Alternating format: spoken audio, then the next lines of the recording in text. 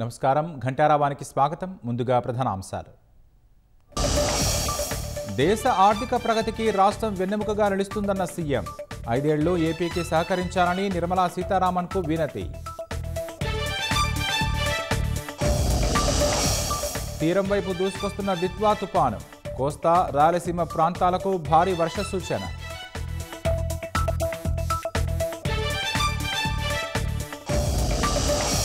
పుంజుకున్న GDP వృద్ధి rate రెండవ త్రైమాసికంలో 8.2%గా నమోదు